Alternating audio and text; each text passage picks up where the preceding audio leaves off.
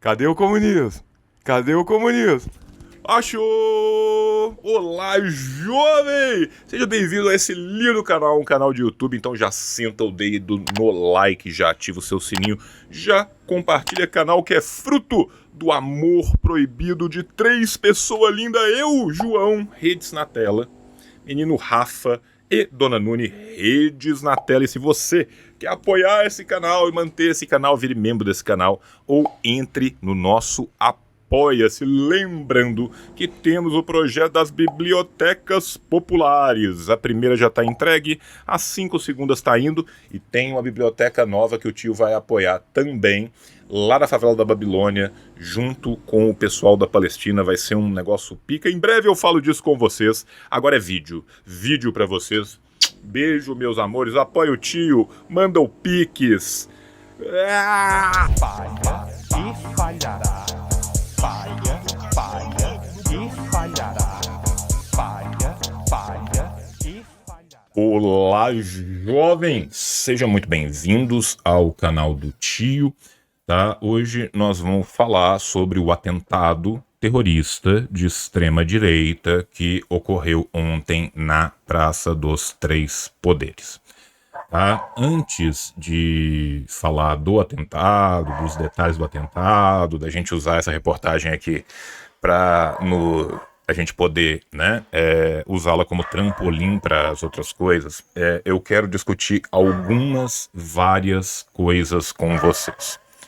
Coisa número 1, o 18 Brumário de Napoleão Bonaparte. Né? O Marx, quando ele começa o livro, ele solta uma das frases que vai virar uma das frases mais clássicas da sua obra inteira. Né? A história se repete, primeiro como tragédia, depois como farsa.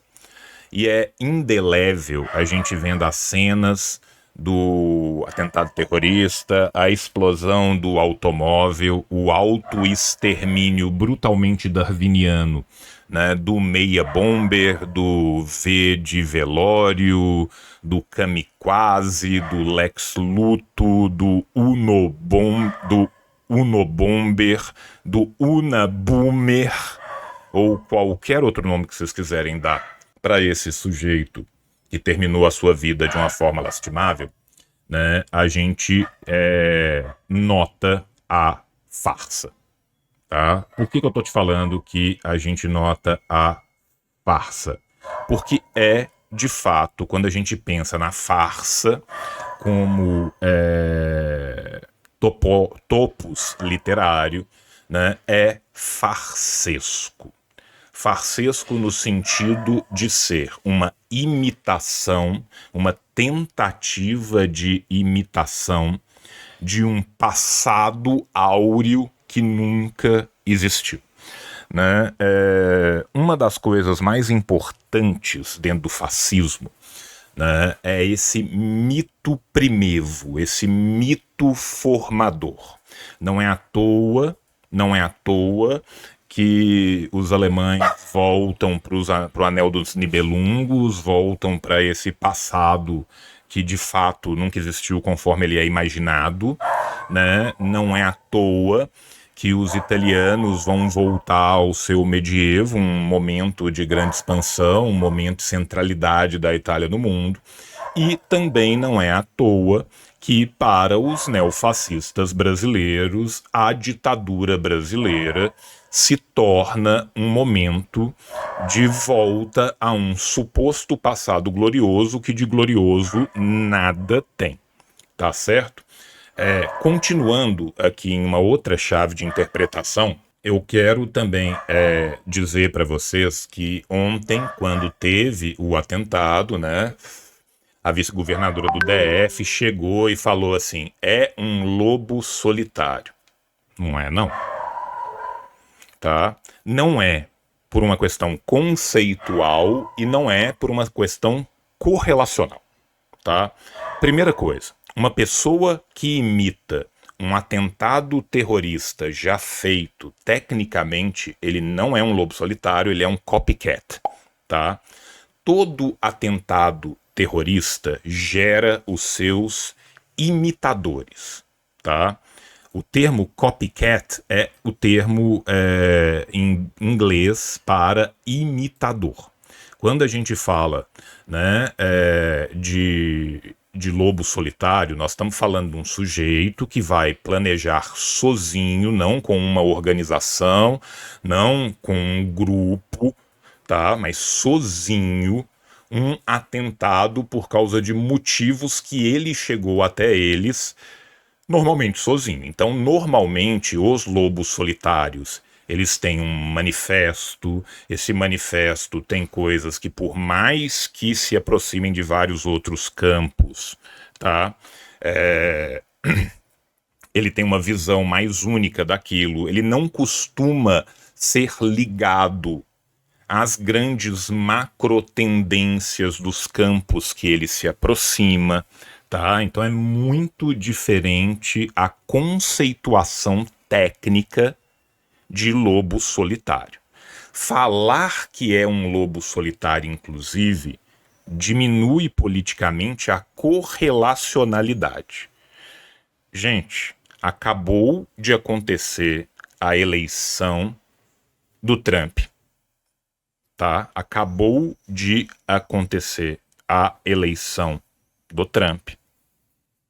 E aí nós temos novamente um atentado. Lembremos-nos que o 8 de janeiro ocorre como? Na sequência da tentada da tomada do Capitólio.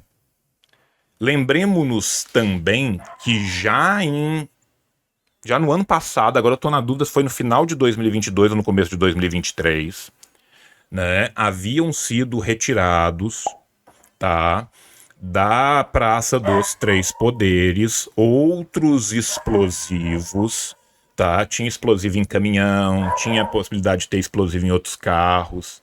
Então nós estamos falando aqui de um copista. Mas esse copista, ele não está copiando simplesmente um atentado. Esse copista foi um homem radicalizado na extrema-direita, numa extrema-direita evangélico-biruleibe, dezembro de 22. Obrigado, querido. Obrigado, né? Obrigado. Nós estamos falando de um copista radicalizado na extrema-direita, que publicava as suas mensagens abertamente, que conseguiu planejar e executar. A execução com muito pouco sucesso. O planejamento deu tudo certo.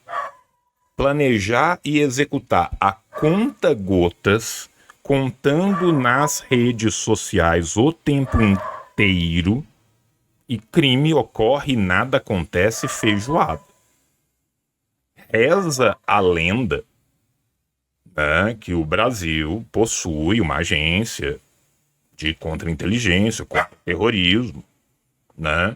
Me impressiona muito que um sujeito consiga, né, viajar do interior de Santa Catarina.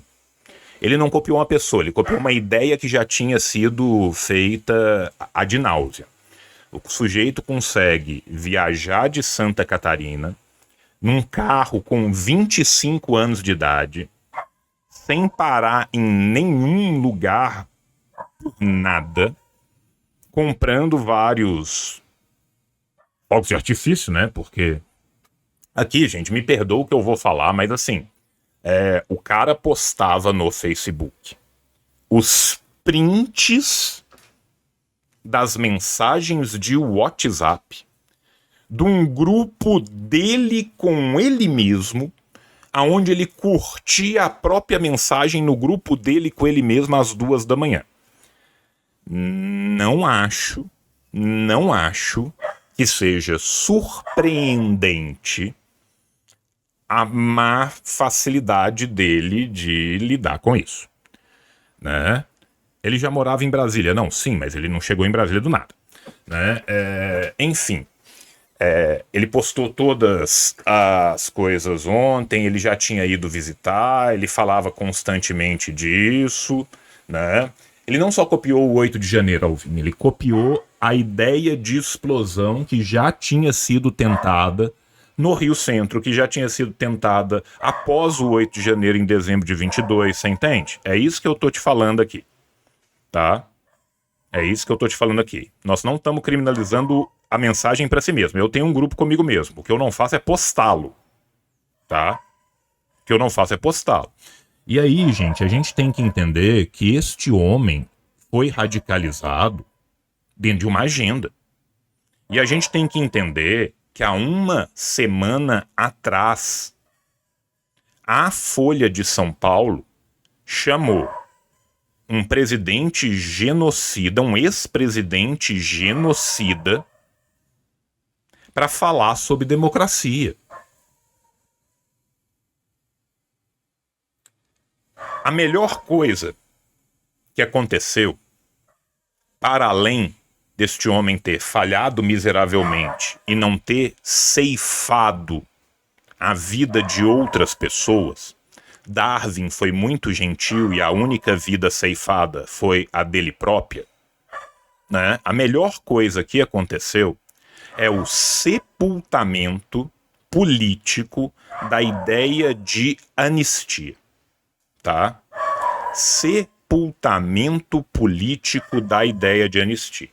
Ontem mesmo, em toda a mídia, já começaram a circular os grupos internos do PL em completo desespero, tá? Em completo desespero, porque eles sabem que ao vencer o Darwin Awards, esse homem também sepultou, junto com seu próprio corpo, qualquer tentativa de anistia para as pessoas do 8 de janeiro, né? Eu imagino que quando essa notícia chegou na Papuda, houve choro e ranger de dentes, né? Quando ele jogou a bomba, né, na Dona Justiça, a Justiça devolveu e falou: joga a mãe pra ver se quica, tá? Joga a mãe pra ver se quica.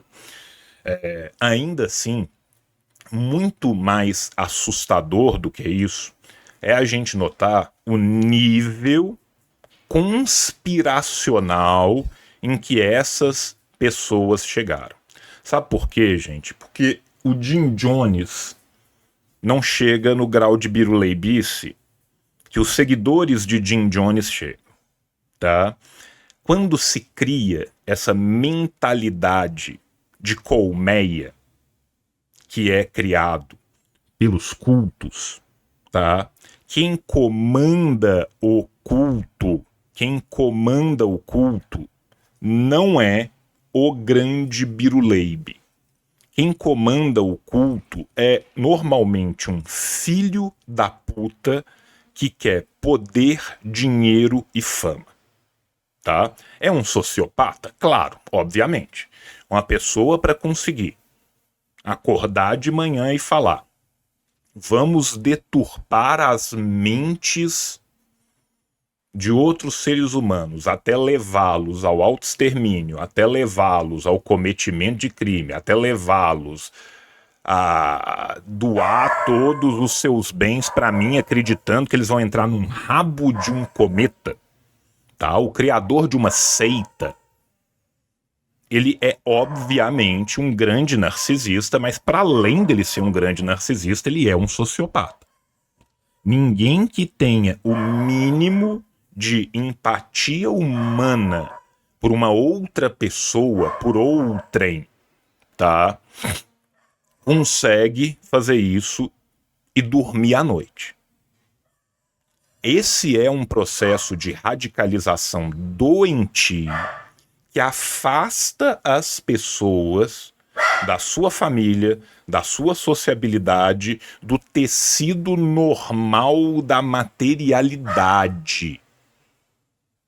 Isso é um processo em longa duração. Ninguém chega no ponto de abandonar a própria vida para se martirizar por uma causa.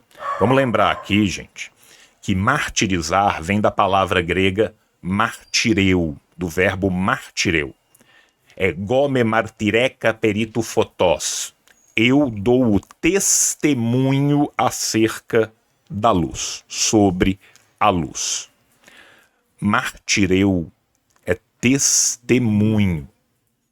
Martírio é testemunho. A pessoa, para chegar num ponto, o ser humano, de abrir mão conscientemente da sua própria vida, é um nível gigantesco, continuado, que não acontece do dia para a noite, tá? Agora já pegaram, a polícia já pegou o pendrive do bonitão, já pegou o computador do bonitão e vai ver que ele está em todos esses grupos que estão sendo feitos de bolsonarismo, de não sei o quê.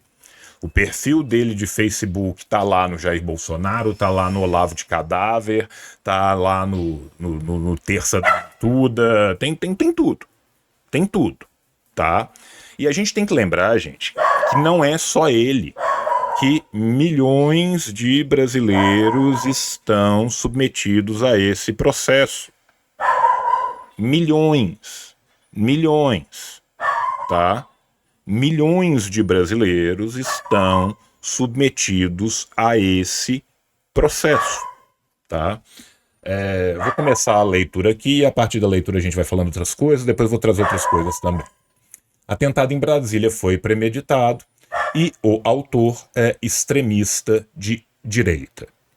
Investigadores da Polícia Federal afirmaram à coluna que já é possível concluir que o atentado em Brasília foi premeditado e que o autor é um extremista de direita. Desculpa, gente, mas não precisa de ser um investigador da polícia para saber que um cara que explode um carro com controle remoto, que escreve milhões de textos falando que ele vai fazer isso, que publica que ele vai fazer isso, ele premeditou isso, né?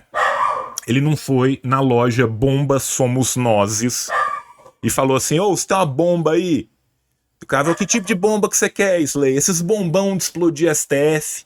Tá ali no corredor 3, corredor de bombão de explodir STF. Me ajuda a te ajudar. Francisco Vanderlei Luiz, vulgo tio França, morreu na noite de ontem ao tentar invadir o prédio do STF com explosivos. Lembrando que ele tentou adentrar ao prédio, não conseguiu, teve a brilhante ideia de jogar a bomba e se esconder embaixo da marquise, a bomba bateu, voltou e parte do artefato perfurou seu crânio. Antes ele detonou um carro no estacionamento da Câmara dos Deputados. Ou seja, né, ele tentou criar um decoy, ele tentou criar uma difusão, uma divergência, uma outra coisa maluca num canto, né, para que as pessoas não achassem que ele estava num canto, para ele mandar um iê, para ele mandar um salsi glu-glu, enquanto o pessoal ia para um canto, né, ele iria para o outro. Tá? Vanderlei Luiz também está vinculado a vários processos judiciais. O cidadão de bens, né? Como desobediência, furto qualificado, crimes eleitorais, crimes contra o meio ambiente e execuções fiscais. A PF ainda apura os detalhes dos processos. Mais uma vez, para a surpresa de ninguém, né? Vamos lembrar que esse homem é um homem filiado ao PL, que esse homem foi candidato a deputado no interior de Santa Catarina na eleição de 2020, tá? O cara achou que era o vilão do Batman. Sim, aí é simplesmente, né, Gente, a crise ética gera uma crise estética, tá? A crise ética gera uma crise estética. Então, é zero surpresa, né? Zero surpresa que, mais uma vez, né, a crise estética acompanhe, tá? Ele deitou no chão e detonou uma das bombas na própria cabeça porque a polícia já estava intervindo. Ah, então tem essa imagem que eu não vi. Quando eu estava acompanhando ontem na Globo News, por volta de 8, 9 horas da noite, estavam falando que ele tinha jogado a bomba e se escondido embaixo. Tá? Te agradeço pela... Não, te agradeço pela correção, meu caro. Para a Polícia Civil do Distrito Federal, a hipótese mais provável é de um lobo solitário e suicida. Isso aqui a gente já discutiu. E você vê a diferença. A Polícia Civil do Distrito Federal, sem nenhum tipo de preparação, tá falando isso, tá? Isso aqui é um absurdo. Isso aqui não é um lobo solitário. A última coisa que esse lobo é solitário. Isso aqui é um gado em alcateia, tá? Isso aqui é um gado em alcateia, tá? Isso aqui não é lobo solitário, não. Nós tivemos essa discussão ainda no começo do nosso conteúdo aqui. A Polícia Federal ainda investiga se há envolvimento de outras pessoas no crime. Gente, deixa eu contar um segredo para vocês. Indiretamente, existe o envolvimento de diversas pessoas nesse crime. Basicamente, toda a extrema-direita que levanta o tempo inteiro as teorias conspiratórias mais malucas sobre o STF. Saca? Isso aqui, gente, é tão básico, é tão patente, mas a gente precisa falar disso, gente, tá? Primeiro que não é lobo solitário por todos os motivos que conceituam um lobo solitário, e segundo que a última coisa que esse cara é solitário. Esse cara estava inserido em vários grupos e eu tenho a mais absoluta e renitente certeza que uma vez que ele publicizou isso tudo em longa duração antes, quando se vê os grupos dentro do celular desse cara, vai estar cheio de tiozão e tiozona do Zap dando força e falando: vai sim, boy, vai lá e se consagra, tá? Tá todo mundo falando uma coisa que é muito irônico, e de fato é muito irônico, né? Ontem o Brasil perdeu, né, um grande cientista de submarinos para bilionários, que eu só consigo imaginar qual submarino de bilionário esse homem não seria capaz de construir. Mas pelo lado bom, gente, não é só que vai ter um 13 para sempre na lápide dele. Vai ter também a estrelinha, tá? Além da cruz vai ter uma estrelinha. Nessa lápide vai ter um 13 e vai ter uma estrelinha também. Faz o seu nome, moleque. Tá? Faz o seu nome, moleque. É um bucha de canhão, gente. É um bucha de canhão. O STF pediu que a Polícia Federal se envolvesse nas investigações. STF que, inclusive, tá? Se eu não me engano, foi a Natuza Neri quem falou isso ontem, tá? Foi a Natuza Neri que falou isso ontem. No momento em que foram cientificados, que foram comunicados das explosões, os ministros do STF já avisaram tanto o presidente da Câmara quanto o presidente do Senado: não ouse falar em anistia, tá? Essa mensagem chegou diretamente do STF à Câmara, tá? Natuza Real Neri, né? Que ela não é fake Neri, tá? É síndrome de protagonista, cara. Claro, cara, ninguém publica antes se ele não quiser a fama, tá? Ele quer a fama.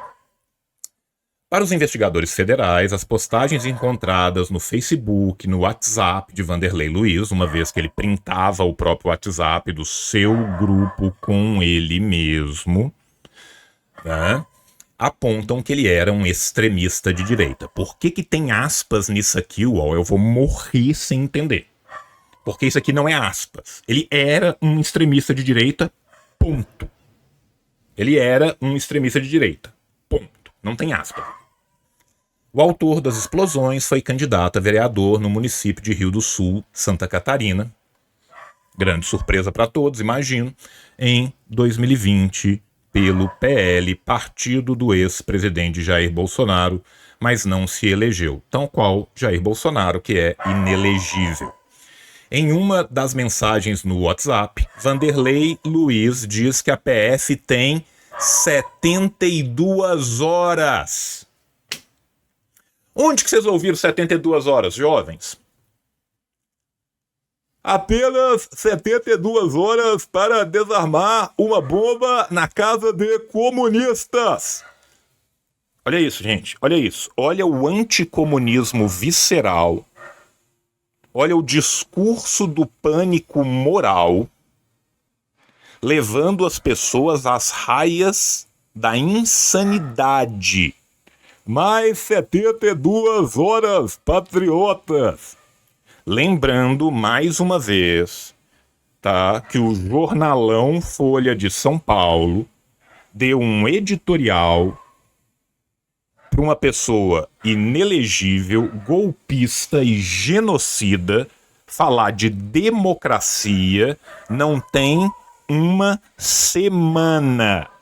Não tem uma semana. Comunistas como William Bonner, José Sarney, Fernando Henrique Cardoso e Geraldo Alckmin.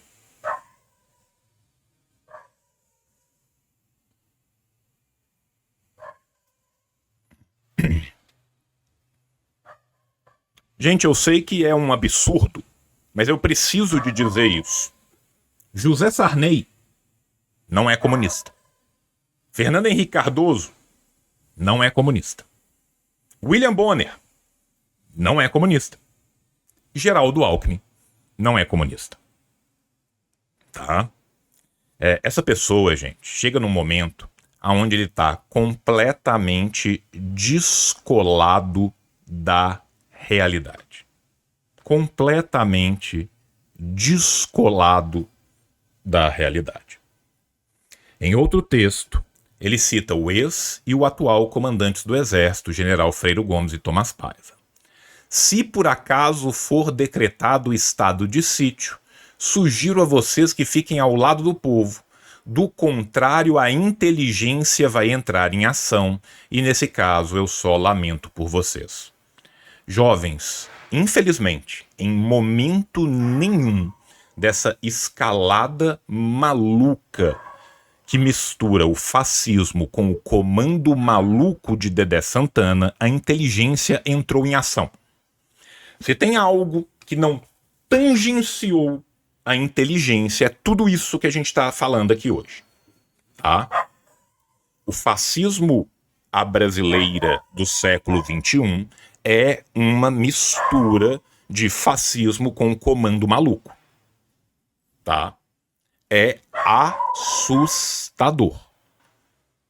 E também, numa mensagem, chega a ameaçar os presidentes da Câmara e do Senado. Rodrigo Pacheco e Arthur Lira, vou cantar uma música para vocês dormirem bem. Senta aqui nesse banquinho pertinho de mim, vamos conversar. Será que vocês têm coragem de olhar nos meus olhos e me encarar?